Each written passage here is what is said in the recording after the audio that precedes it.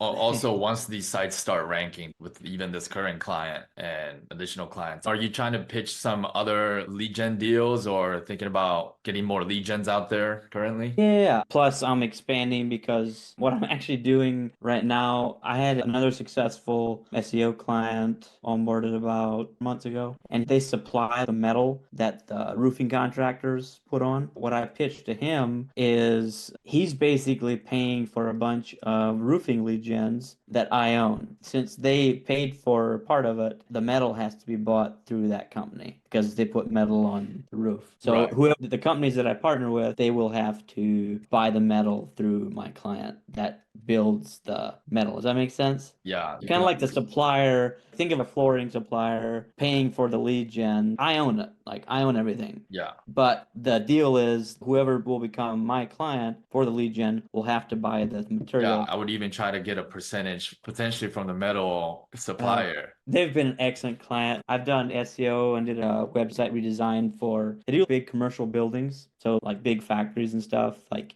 huge steel frame buildings and stuff. And again, like they're paying for it. I'm okay with just that. I don't want to deal with the hassle of all the metal that comes in. Yeah, but potentially also you could build a big metal supplier site that gets front end leads of various other roofing companies contacting your site. Now it's your customer and you make an arbitrage, like a percentage in Yeah. the middle. Roofing's like the roofing industry I know. I used to work in it. I need to be building more commercial roofing sites. I just don't have 20 hours in a day or 18 that I can really work. So I'm caught between I'm doing web design and SEO to live, and then I'm investing all the extra back into my lead gen. 'Cause I've got three commercial roofing guys that will pay me a percentage. Plus, I've also got that storage shed, garden shed guy that I'm building lead gens for. So you got this moment, you got more work than you can handle in terms Yeah. of lead gen clients want leads that are willing to pay Yeah. you. That's a good problem to have. Eventually you'll get to a point where you're making enough money where you can hire some